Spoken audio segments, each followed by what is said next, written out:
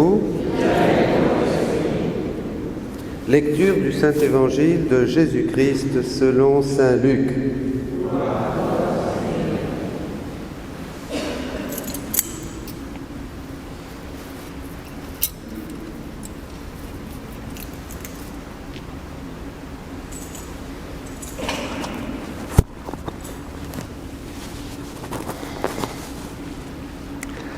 En ce temps-là, après son baptême, Jésus, rempli d'Esprit Saint, quitta les bords du Jourdain. Dans l'Esprit, il fut conduit à travers le désert, où pendant 40 jours, il fut tenté par le diable. Il ne mangea rien durant ces jours-là, et quand ce temps fut écoulé, il eut faim. Le diable lui dit alors, « Si tu es le Fils de Dieu, ordonne à ces pierres de devenir du pain. » Jésus répondit, « Il est écrit, l'homme ne vit pas seulement de pain. »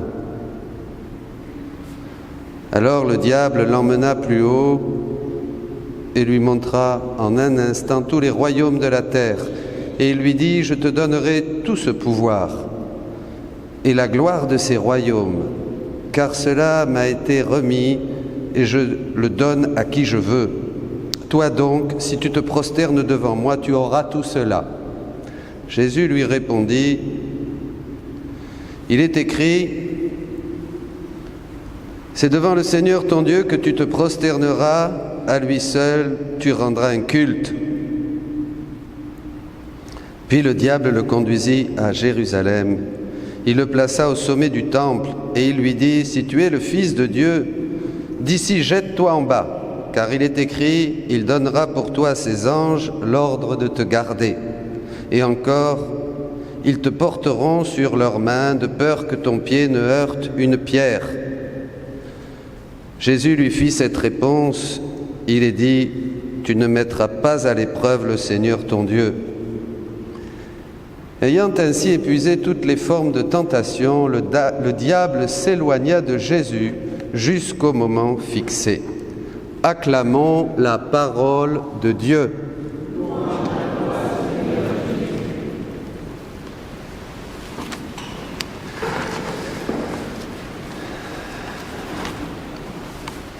Bon carême.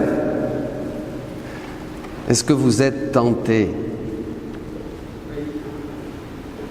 Il y en a un au moins. Souvent on pense qu'il ne faut pas être tenté, mais non, la tentation est bonne. Pas la tentation comme l'autre jour, un prêtre me partageait qu'un ami lui avait dit « Ah mon père, je ne suis pas allé à la messe ce dimanche parce que il faisait beau, j'avais le golf, mais je me confesserai. » Ça, c'est pas la tentation. Ou si, c'est une forme de tentation, mais quand on ne suit pas Dieu, vraiment, on n'a pas de tentation. On est dans le fleuve et le malin, dit un saint, nous pousse juste un petit peu pour que surtout on ne revienne pas à Dieu et qu'on soit bien enlisé dans le monde. La tentation vient quand on est plein du Saint-Esprit, comme ici Jésus. C'est-à-dire quand vraiment le Saint-Esprit nous remplit d'une ferveur spirituelle, d'un amour de Dieu, et alors là on a des tentations. On a des tentations qui peuvent nous faire nous jeter dans les ronces comme Saint François ou dans la neige comme Saint Benoît. Vraiment, c'est une lutte, quelquefois corps à corps, il faut s'agenouiller. Et ça, c'est bon. C'est signe de santé spirituelle. On peut être tenté contre l'orgueil, contre l'avarice, par la méchanceté, par le jugement, la critique, par la haine, la rancœur, le ressentiment, l'impureté, toute forme de tentation. Et là, dans cet évangile, bien sûr, sont résumées, selon les pères, les 3 grandes tentations, la sensualité, ensuite le cœur, dira Benoît XVI, dominer, le pouvoir, et la 3e tentation, l'ambition. Le pouvoir. La 2e tentation, le pape Benoît XVI disait que c'est la plus terrible parce qu'on veut mettre Dieu à la seconde place. Ce qui compte pour nous, c'est l'immédiat, c'est le réel, c'est la vie de tous les jours, c'est le concret. Pour nous, c'est le vrai réalisme. Dieu n'est pas réel, Dieu est irréel, disait le pape. Dieu est quelque chose qui est relayé, c'est secondaire. Ça, c'est la vraie tentation. Je fais les choses par moi-même.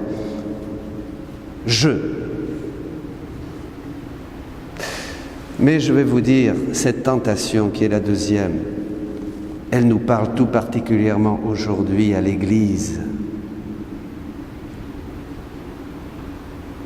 L'Église qui vit sa grande épreuve, ou qui commence à vivre sa grande épreuve, ballottée, scandale après scandale.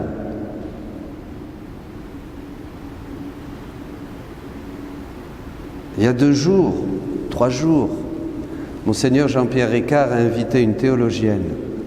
Elle nous a parlé à tous les prêtres. Anne-Marie Pelletier. Excellent. Il y avait donc les évêques auxiliaires, tous les prêtres, nous étions rassemblés. Et je m'attendais à un discours de préparation au carême, mais son enseignement était d'une grande acuité et justesse spirituelle pour l'époque que vit notre Église et même le monde. Le secrétaire de l'ONU disait que le monde est dans un chaos total. Le monde et l'Église. Elle nous a dit que l'Église est en train de s'effondrer.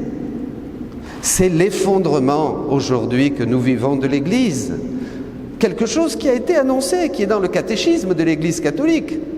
Quelque chose qui a été annoncé par la Vierge à Fatima, par Mélanie Calva à la Salette, par tout un tas d'annonces. Marthe Robin même disait que des pans entiers de l'Église vont disparaître.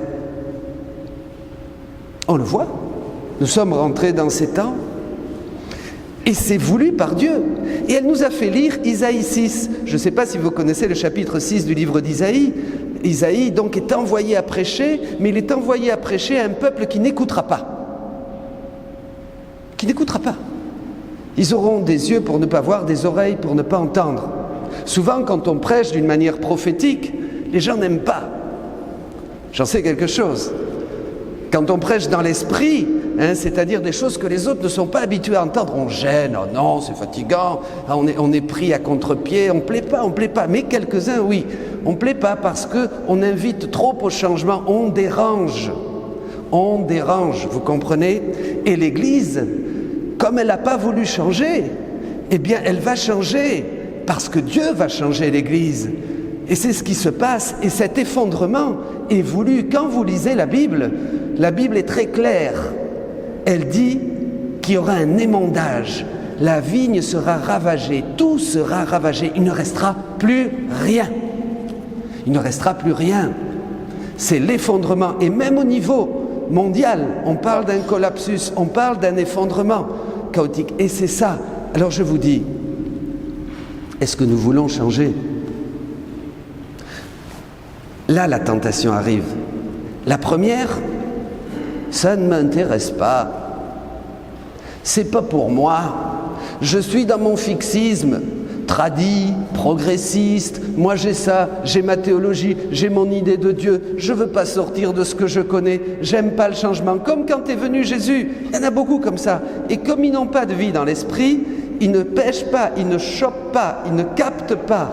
Voyez, le message de Dieu. Dieu est toujours dans le mouvement. Dieu est toujours prophétique. Dieu est toujours dans quelque chose qui bouge. Alors il y en a beaucoup. Ça, c'est la première tentation. Je ne changerai pas.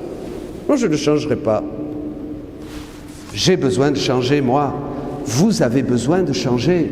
L'Église a besoin de changer. La curie romaine a besoin de changer. Les prêtres ont besoin de changer. Il faut changer. Si vous ne changez pas, si nous ne changeons pas, nous serons ravagés. Il ne restera plus rien. Et Anne-Marie Pelletier nous a parlé de ça pendant 1 heure. C'était impressionnant, la justesse. Mais elle dit une chose, et ça c'est la suite du chapitre 6 d'Isaïe, cet effondrement, cette crise, cette purification qui nous fait aller au désert. L'Église va devenir un désert. La souche est sainte. Il ne restera plus qu'une souche. Tous les autres vont disparaître. Et il n'y aura plus que ce petit reste, cette souche sainte dont nous allons faire partie, vous aujourd'hui, parce que ce message touche votre cœur, parce que vous avez envie du changement, parce que vous voulez, comme disait ce cardinal italien, Monseigneur Bautista Picheri, revenir à un radicalisme, à une vraie entrée dans la vie de Dieu, à une vraie vie en Dieu. Nous voulons changer, nous voulons nous bouger, nous allons nous mettre à genoux et nous allons faire partie de ce petit reste qui va rester justement pour que la nouvelle Église naisse d'une nouvelle et divine sainteté. Nouvelle et divine sainteté. Et cette théologienne nous disait, mes amis, elle nous parlait aux prêtres, ce n'est plus chrétien. Ce que nous vivons n'est plus chrétien. Et après, je l'ai repris pour parler en personne avec elle. Elle m'a dit, c'est plus chrétien ce qu'on voit dans l'Église, dans nos paroisses, partout, dans les mouvements. On est enfermé dans des choses qui ne sont plus la vérité de l'Évangile. Ce n'est plus l'Évangile, vous comprenez, ce n'est plus l'Évangile. Et pour cela, le Seigneur va devoir nous purifier. Des églises fermeront, des prêtres partiront, des scandales encore arriveront, avec certains encore en prison ou en sursis. Voilà comme ça se passe aujourd'hui, et le monde aura main mise sur l'Église, et l'Église ne sera plus crédible, et de moins en moins, et dans 10, dans 15, dans 20, dans 30 ans. Et ça, c'est voulu par Dieu, comme Isaïe le prophétise, comme Isaïe, comme Dieu le dit à Isaïe. Ils auront des oreilles pour ne pas entendre, des yeux pour ne pas voir. Alors toi, qui écoutes aujourd'hui, veux-tu le changement? Vous tous, voulons-nous le changement? On se met vraiment, c'est bien, il faut, nous n'avons que cette vie. Et si le Seigneur nous met dans le désert, c'est comme la diaspora, vous savez, après, dans l'exil, il n'y avait plus rien. Dans l'exil, il n'y avait plus rien, plus de temple, plus rien, plus d'espoir, plus d'espérance, vous vous rendez compte? Il n'y avait plus rien, le peuple n'avait plus rien. Et il est très important de lire l'Ancien Testament parce que c'est un laboratoire. Ce qui s'est passé dans l'Ancien Testament se passe aujourd'hui et se passera. Et grâce à la lumière du Nouveau Testament, évidemment, nous comprenons davantage. Mes amis, c'est terrible ce que vit notre société, c'est vrai. Humainement, c'est terrible ce que vit le monde, c'est vrai. Humainement, c'est terrible. Mais Dieu se sert justement de ces choses-là. Mais n'entrons pas dans la tentation. N'entrons pas dans la tentation de dire « ça ne me concerne pas, je vais attendre ». Attendre quoi? Il n'y a rien, tu n'as que cette vie comme don que Dieu t'a fait. Nous n'avons que cette vie qui est merveilleuse pour répondre à l'appel de Dieu et pas à l'immédiateté ni à faux réalisme comme disait le pape Benoît XVI, seulement le pain et l'argent, le pouvoir, moi et les miens. Tout ça, c'est ça la tentation, la seconde tentation, disait le Saint-Père. Pourquoi pas prendre en sérieux notre vocation d'homme et de femme? Pourquoi pas demander au Seigneur d'être rempli aujourd'hui du Saint-Esprit et qu'il nous conduise dans le désert de ce monde? Mais le désert, c'est aussi le lieu de la rencontre avec Dieu. Bien sûr, il y a le pirate. C'est de là que vient Satan, diable, pirate, c'est-à-dire il essaie, il tente, mais il n'a qu'un pouvoir limité, dit l'apôtre Saint Paul. Il peut nous tenter, il peut nous faire du mal, mais justement Dieu aussi permet qu'il nous attaque, qu'il attaque son Église, qu'il nous attaque personnellement pour fortifier notre volonté. C'est pour cela qu'il faut être plein du Saint-Esprit pour affronter le mal, sinon à dégager, il n'y a plus rien.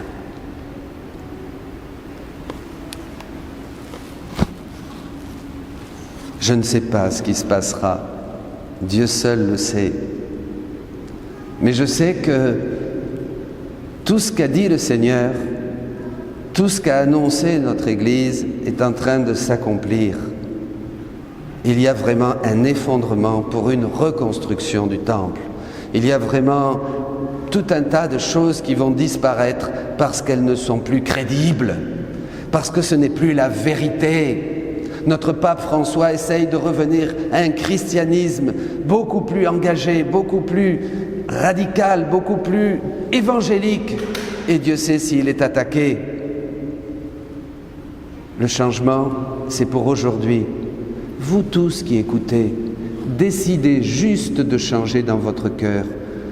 Venez, Ralliez-vous à ceux qui sont déjà en chemin. Prenez part là où vous êtes, dans vos mouvements, dans vos églises. Allez voir vos curés. Dites-leur que vous voulez répondre, comme par exemple maintenant, cette proposition du diocèse de faire des petites communautés chrétiennes avec cette charte, avec ce petit programme. C'est beau, nous réunir. Combien vont se réunir pour dire « Allez, il suffit de peu, il suffit de quelques-uns ». Si nous avons Dieu avec nous, si nous faisons la volonté de Dieu, le pouvoir et la puissance de notre prière et de notre action est immense. Mais si nous prenons Dieu à la légère, si nous sommes des touristes, si vraiment nous voulons rester dans notre conformisme, dans notre petite commodité, dans notre petit cadre, bien arrangé, bien catho, bien chrétien, ça ne marchera pas. Il faut être dérangé. C'est pour ça qu'il faut être tenté, vous comprenez. Aujourd'hui, on est dérangé. Moi, je suis dérangé. Ça me rend très triste. Ça décourage. Et je ne veux pas baisser les bras, je me dis, Seigneur, qu'est-ce qu'il faut faire?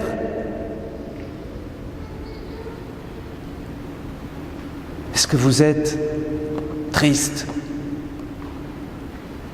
Est-ce que ça vous touche dans votre cœur? Est-ce que vous avez envie de dire, mais je vais réagir, je vais faire quelque chose? Je ne peux pas rester comme ça, les bras croisés, en attendant que ça passe. Quand il y a tant de choses, tant de scandales, tant de choses horribles, où on n'est pas concerné. Pourtant on est membre du Christ. Quand un membre souffre, tout le monde souffre, dit l'apôtre. Donc nous sommes au cœur de la tentation. La parole de Dieu, elle est vivante. Elle s'accomplit aujourd'hui pour toi. Elle te parle dans ton cœur. Parce que Dieu est vivant, il est à l'intérieur, il est à côté, il est dessus, il est dessous, il est partout. Il est là, il nous presse, parce qu'il nous aime, parce qu'il est en nous, parce qu'il vit en nous, parce qu'il nous donne sa vie. La parole de Jésus aujourd'hui, conduit au désert rempli du Saint-Esprit, nous montre le chemin qu'il faut affronter le mal. Il faut affronter le mal avec les armes spirituelles, il faut affronter le mal avec la puissance du Saint-Esprit. Et comme il a un pouvoir limité, comme Jésus l'a vaincu, ça veut dire que nous aussi, nous le vaincrons. Nous vaincrons le mal. Mais cela nous appelle à une grande sainteté, mes amis. Pas une petite sainteté, pas un Dieu au rabais, pas un évangile qui m'arrange. Écoutez bien, ouvrez vos oreilles, que celui qui a des oreilles qui l'entende. Aujourd'hui, tiendront la route ceux qui sont décidés à une vraie sainteté, à une vraie union avec Jésus, à une vraie vie avec Dieu, à une vraie intimité de chaque jour, de chaque instant avec Dieu.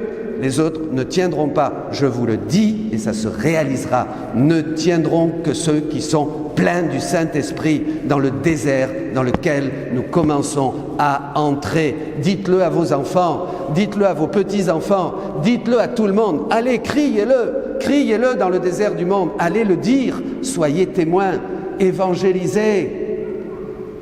Pas des tombes, on ne veut pas des chrétiens qui soient des tombes ou des chrétiens qui soient tranquillotes chez eux. Allez le dire, mon Dieu, au nom de Dieu, allez le dire. C'est terrible ça, chrétiens muets.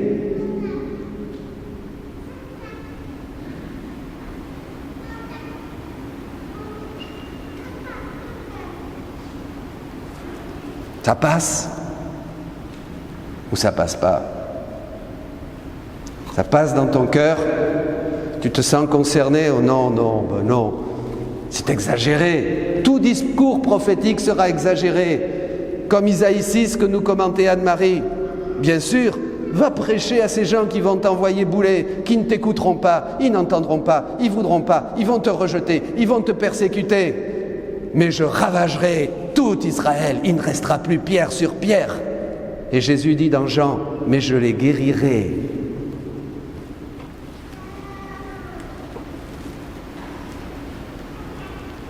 On dit oui à Dieu aujourd'hui, tous ensemble. Vous ici, tous ceux qui écoutent, on dit oui à Dieu. Nous n'avons que cette vie, comme dit la petite Thérèse, pour dire oui à Dieu dans la foi. Un oui qui soit un vrai oui, que ton oui soit oui, que ton non soit non. Ce que tu rajoutes vient du malin. Le diable n'a pas de pouvoir sur l'Église.